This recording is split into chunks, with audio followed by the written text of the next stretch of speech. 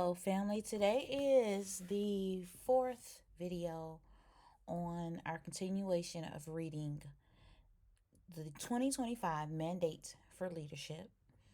We are now on the 42nd page at Promise number 3: Defend our nation's sovereignty, borders, and bounty against global threats. The United States belongs to we the people. All government authority derives from the consent of the people, and our nation's success derives from the character of its people. The American people's right to rule ourselves is the obverse of our duty. We cannot outsource to others our obligation to ensure the conditions that allow our families, local communities, churches, and synagogues, and neighborhoods to thrive. The buck stops with each of us. So each of us must have the freedom to pursue the good for ourselves and those entrusted to our care. To most Americans, this is common sense. But in Washington, D.C., and other centers of leftist power like the media and the academy, this statement of basic civics is branded hate speech. Progressive elites speak in lofty terms of openness, progress, expertise, cooperation, and globalization. But too often, these terms are just rhetorical Trojan horses, concealing their true intention, stripping we the people of our constitutional authority over our country's future. America's corporate and political elites do not believe in the ideals to which our nation is dedicated: self governance, the rule of law, and ordered liberty. They certainly do not trust the American people, and they disdain the Constitution's restrictions on their ambitions. Instead, they believe in a kind of 21st century Wilsonian order in which the enlightened, highly educated managerial elites runs things rather than the humble, patriotic, working families who make up the majority of what the elites contemptuously call flyover country. The Wilsonian hubris has spread like a cancer through many of America's largest corporations, its public institutions, and its popular culture. Those who run our so called American corporations have bent to the will of the woke agenda and care more for their foreign investors and organizations than their American workers and customers. Today, nearly every top tier U.S. university president or Wall Street hedge fund manager has more in common with a socialist European head of state than with the parents at a high school football game in Waco, Texas. Many elites' entire identity, it seems, is wrapped up in their sense of superiority over those people. But under our Constitution, they are the mere equals of the workers who shower after work instead of before. This is as it should and must be. Intellectual sophistication, advanced degrees, financial success, and all other markers of elite status have no bearing on a person's knowledge of the one thing most necessary for governance: what it means to live well. That knowledge is available to each of us, no matter how humble our backgrounds or how unpretentious our attainments. It is open to us to read in the book of human nature, to which we are all offered the key just by merit of our shared humanity. One of the great premises of American political life is that everyone who can read in that book must have a voice in deciding the course and fate of our republic. Progressive policymakers and pundits in America either fail to understand this premise or intentionally reject it.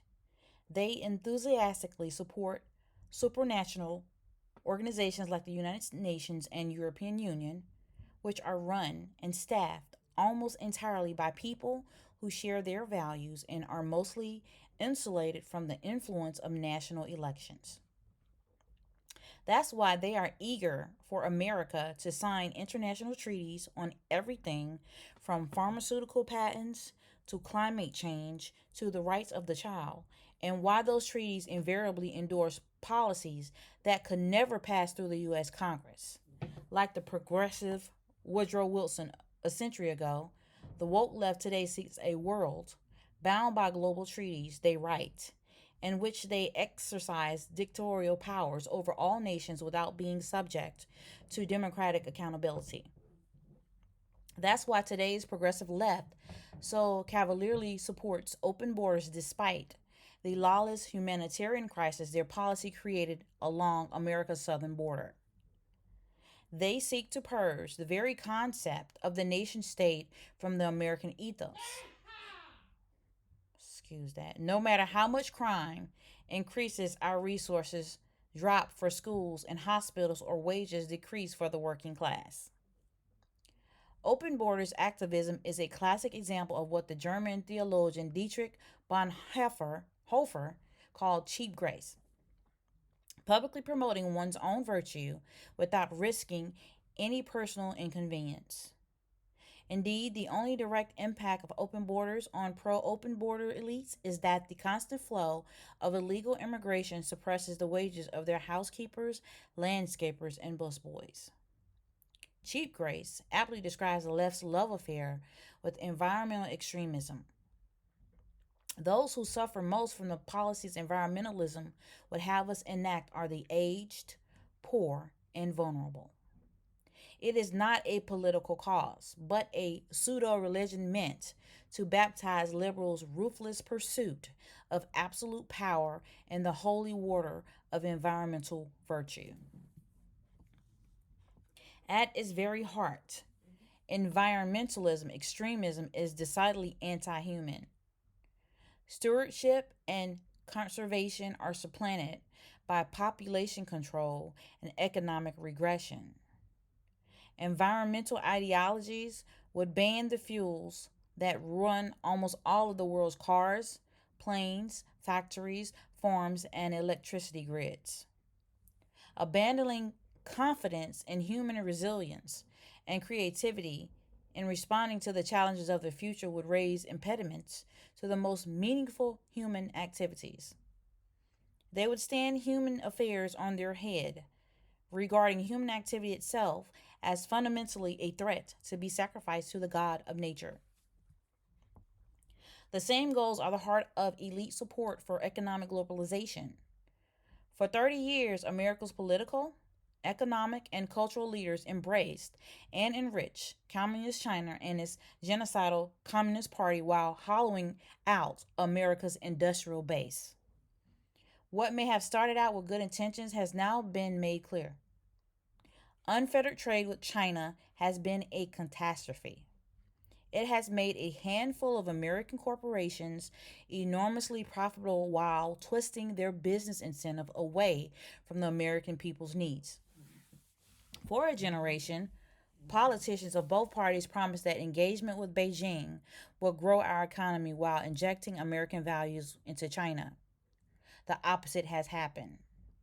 American factories have closed, jobs have been outsourced, our manufacturing economy has been financialized, and all along, the corporations profiting fail to export our values of human rights and freedom. Rather, they imported China's anti American values into their C suites.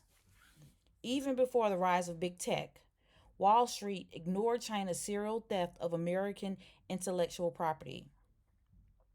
It outright cheered the elimination of American manufacturing jobs. Learn to code, they will gloat.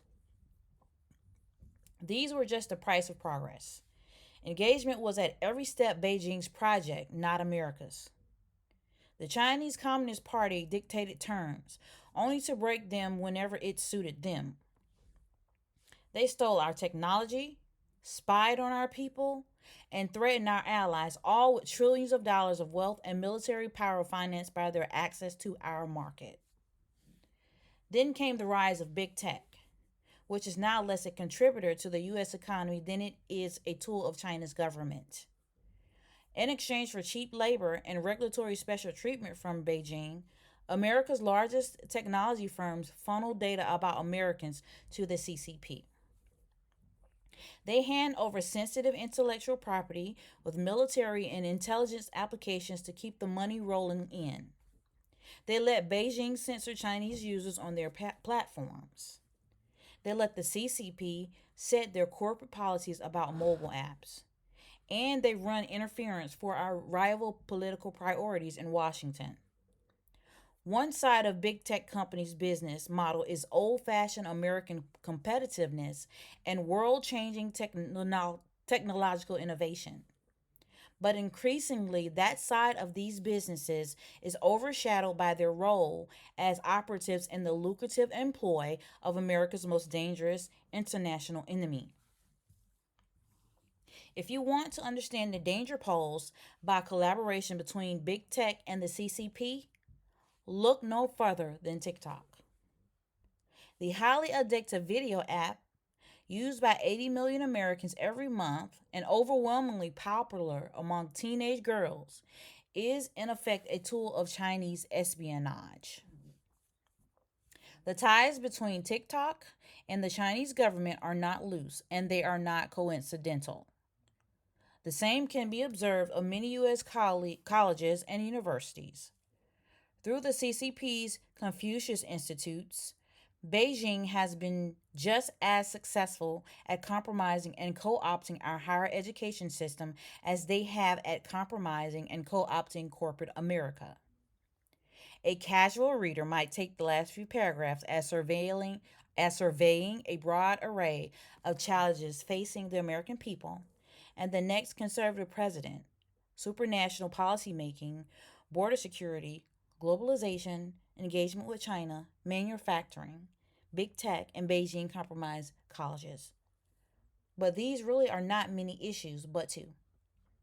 Number one, that China is a totalitarian enemy of the United States and not a strategic partner or fair competitor.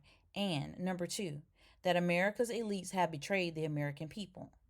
The solution to all of the above problems is not to tinker with this or that government program to replace this or that bureaucrat. These are problems not of technocratic efficiency, but of national sovereignty and constitutional governance. We solve them not by trimming and reshaping the leaves, but by ripping out the trees, root and branch. International organizations and agreements that erode our Constitution, rule of law, or popular sovereignty should not be reformed. They should be abandoned. Illegal immigration should be ended, not mitigated. The border sealed, not reprioritized. Economic engagement with China should be ended, not rethought. Our manufacturing and industrial base should be restored, not allowed to deteriorate further. Confucius Institutes, TikTok, and other arm of Chinese propaganda and espionage should be outlawed, not merely monitored. Universities taking money from the CCP should lose their accreditation, charters, and eligibility for federal funds. The next conservative president should go beyond merely defending America's energy interests, but go on offense, asserting them around the world. America's vast reserves of oil and natural gas are not an environmental problem. They are the lifeblood of economic growth. American dominance of the global energy market would be a good thing for the world and, more importantly, for we the people. It's not just about jobs, even though unleashing domestic energy production would create millions of them. It's not just about higher wages for workers who didn't go to college, though they received the raises they have missed out on for two generations. Full spectrum strategic energy dominance would facilitate the reinvigoration of America's entire industrial and manufacturing sector as we did disentangle our economy from China. Globally, it would rebalance power away from dangerous regimes in Russia and the Middle East. It will build powerful alliances with fast growing nations in Africa and provide us the leverage to counter Chinese ambitions in South America and the Pacific. Locally, it will drive billions of dollars of private investment to the communities that have been hammered by globalization since the 1990s. and it will clarify our intentions to Beijing that the next president can ensure that a large part of America's reindustrialization is in the production of the equipment we will need to dissuade future foreign meddling with U.S. vital interests. Promise number 4: secure our God given individual right to enjoy the blessings of liberty. The Declaration of Independence famously asserted the belief of America's founders that all men are created equal and endowed with God given rights to life, liberty, and the pursuit of happiness. It's the pursuit of happiness, that is central to America's heroic experiment in self government. When the founders spoke of pursuit of happiness, what they meant might be understood today as, in essence, pursuit of blessedness. That is, an individual must be free to live as his Creator ordained to flourish. Our Constitution grants each of us the liberty to do not what we want, but what we ought. This pursuit of the good life is found primarily in family, marriage, children, Thanksgiving dinners, and the like. Many find happiness through their work. Think of dedicated teachers or healthcare professionals you know, entrepreneurs or plumbers throwing themselves into their businesses, anyone who sees a job well done as a personal reward. Religious devotion and spirituality are the greatest sources of happiness around the world. Still, others find themselves happiest in the local voluntary communities of friends, their neighbors, and their civic or charitable work. The American Republic was founded on principles prioritizing and maximizing individual rights to live their best life or to enjoy what the framers call the blessings of liberty. It is radical equality, liberty for all, not just of rights, but of authority, that the rich and powerful have hated about democracy in America since 1776. They resent Americans' audacity in insisting that we don't need them to tell us how to live. It's this inalienable right of self direction of each person's opportunity to direct himself or herself and his or her community to the good that the ruling class disdains. With the Declaration and Constitution, our nation's founders handed to us the means with which to preserve this right. Abraham Lincoln wrote of the Declaration as an apple of gold in a silver frame, the Constitution. So must the next conservative president look to these documents when the elites mount their next assault on liberty. Left to our own devices, the American people rejected European monarchy and colonialism just as we rejected slavery, second class citizenship for women, mercantilism, socialism, Wilsonian globalism, fascism, communism, and today wokeism.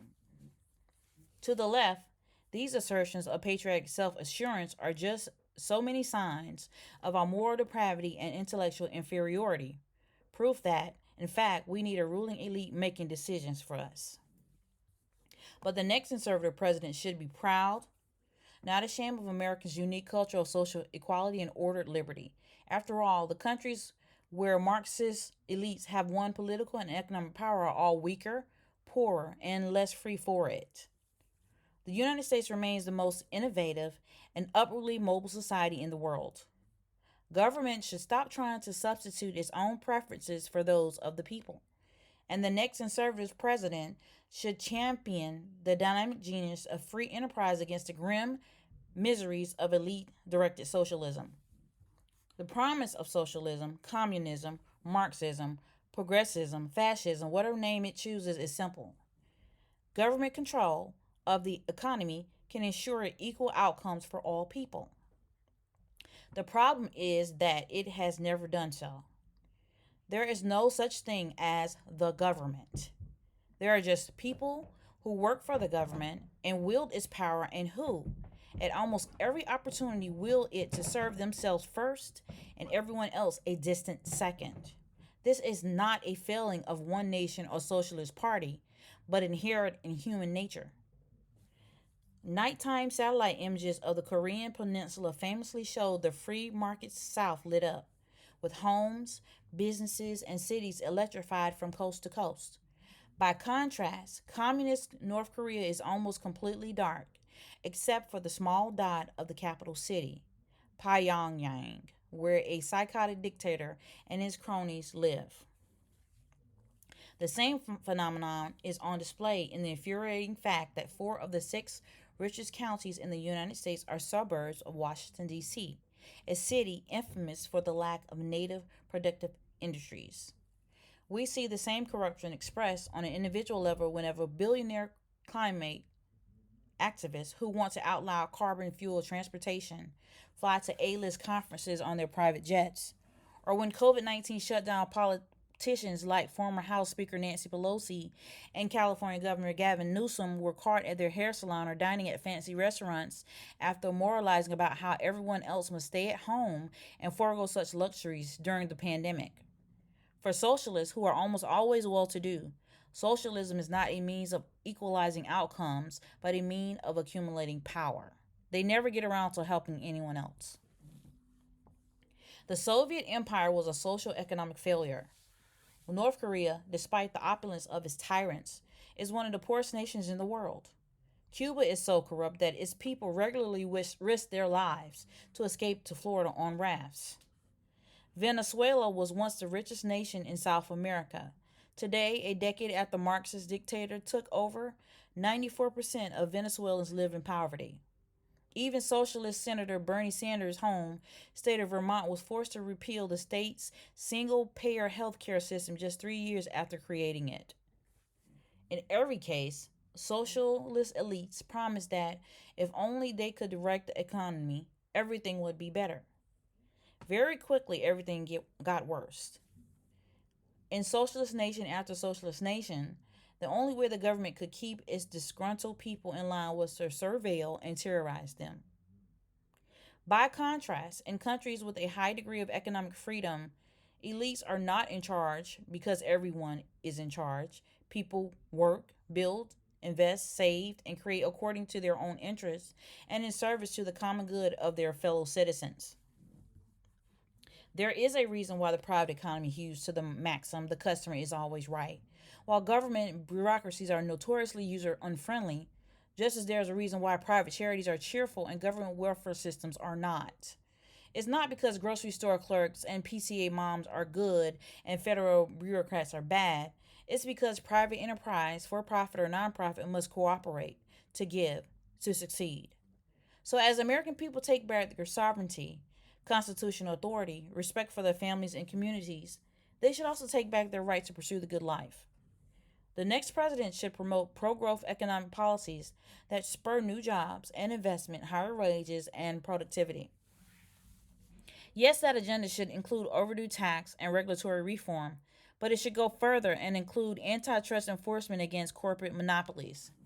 It should promote educational opportunities outside the woke dominated system of public schools and universities, including trade schools, apprenticeship programs, and student loan alternatives that fund students' dreams instead of Marxist academics. Just as important as expanding opportunities for workers and small businesses, the next president should crack down on the crony capitalist corruption that enables America's largest corporations to profit through political influence rather than competitive enterprise and customer satisfaction. Analogous pro growth reforms for America's voluntary civil society are also in order. America is not an economy, it is a country. Economic freedom is not the only important freedom. Freedom of religion, freedom of speech, and the freedom to assemble also represent key components of the American promise. Today, in addition to the problem of big tech censorship, we see speakers at universities shouted down, parents investigated and arrested for attempting to speak at school board meetings, and donors to conservative causes harassed and intimidated. The next conservative president must defend our First Amendment rights. Best effort. Ultimately, the left does not believe that all men are created equal. They think they are special. They certainly don't think all people have an inalienable right to pursue the good life. They think only they themselves have such a right, along with a moral responsibility to make decisions for everyone else. They don't think any citizen, state, business, church, or charity should be allowed any freedom until they first bend the knee. This book, this agenda, the entire Project 2025 is a plan to unite the conservative movement and the American people against elite rule and woke culture warriors. Our movement has not been united in recent years, and our country has paid the price. In the past decade, though, the breakdown of the family, the rise of China, the Great Awakening, big tech abuses, and the erosion of a constitutional accountability in Washington have rendered these divisions not just inconvenient but politically suicidal. Every hour the left directs federal policy and elite institutions, our sovereignty, our constitution, our families, and our freedom are a step closer to disappearing. Conservatives have just 2 years and one shot to get this right. With enemies at home and abroad, there is no margin for error. Time is running short. If we fail, the fight for the very ideal of America may be lost. But we should take the small window of opportunity we have left to act with courage and confidence, not despair. The last time our nation and movement were so near defeat, we rallied together behind a great leader and great ideals, transcended our differences, rescued our nation, and changed the world. It's time to do it again. Now, as then, we know who we are fighting, and we are fighting for our republic, our freedom, and for each other. The next conservative president will enter our office in January 20th, 2025, with a simple choice: greatness or failure. It will be a daunting test, but no more so than every generation of Americans has faced and passed. The conservative promise represents the best effort of the conservative movement in 2023 and the next conservative president's last opportunity to save our republic. And that was the end of the forward.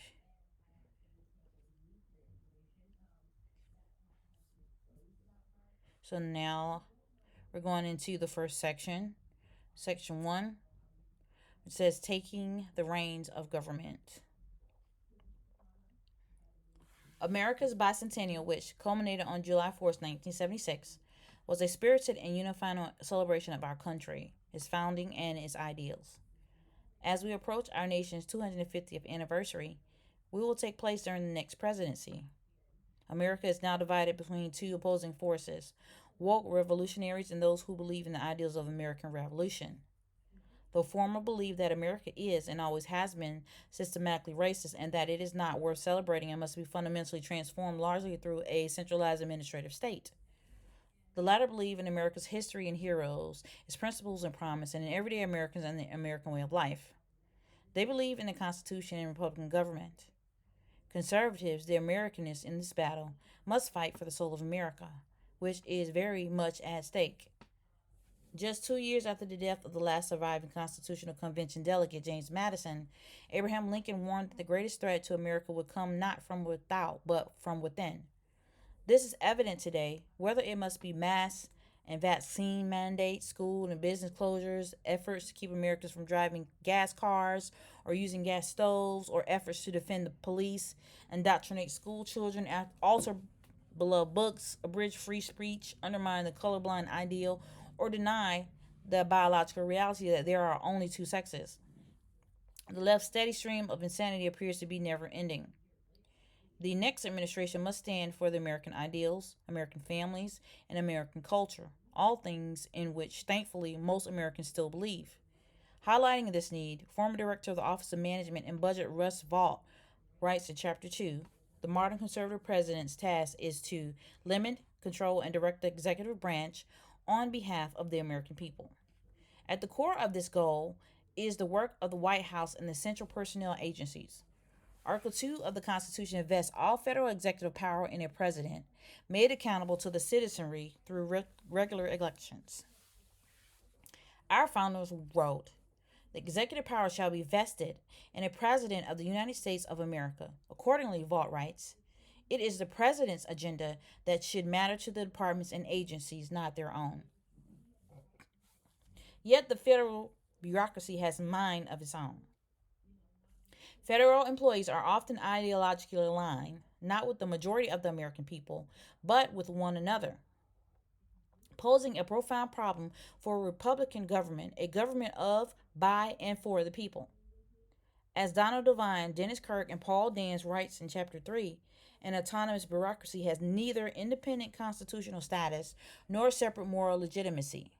Byzantine personnel rules provide the bureaucrats with their chief means of self protection. What's more, knowledge of such rules is used to thwart the president's appointees and agenda. As Devine, Kirk, and Dans write, managing the immense bureaucracy of the federal government is impossible without any understanding of the key central personnel agencies and their governing laws and regulations. Many of these laws and regulations governing a largely underworked, overcompensated, and unaccountable federal civilian workforce are so irrational that they would be comical in a less important context.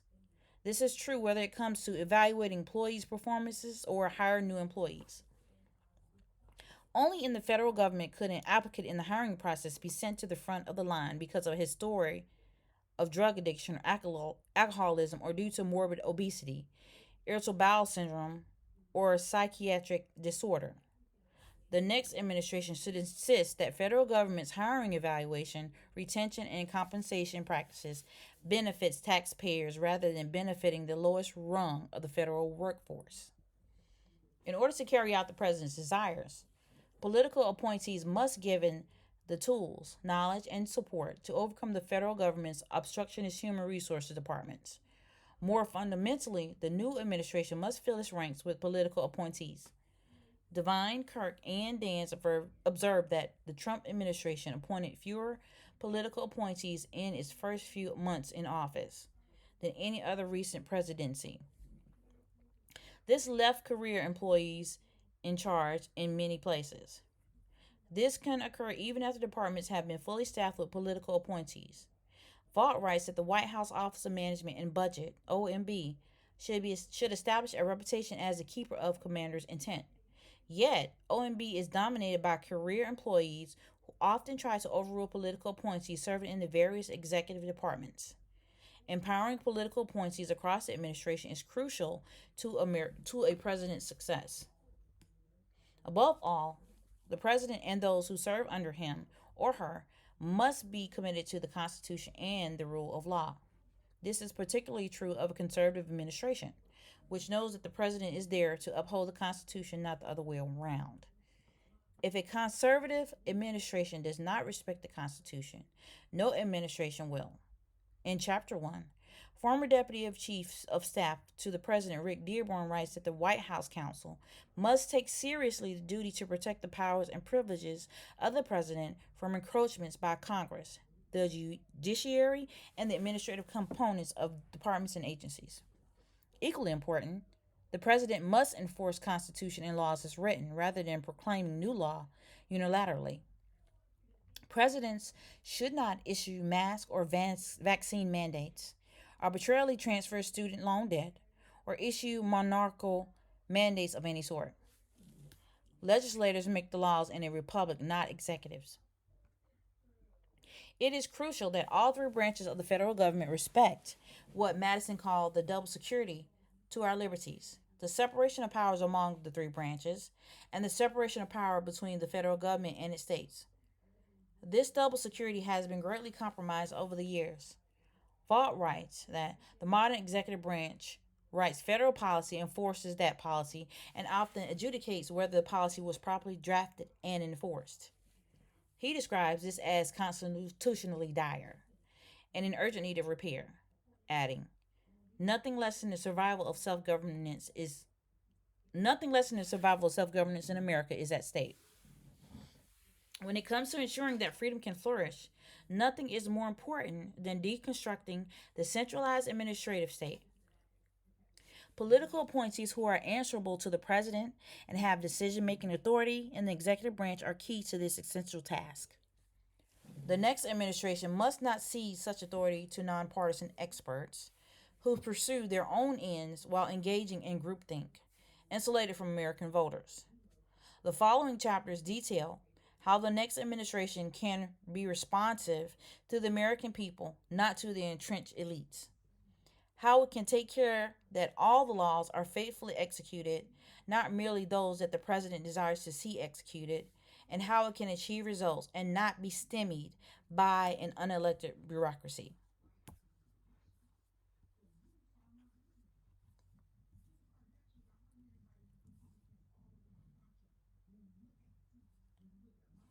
And we're going to end there before we begin on White House office.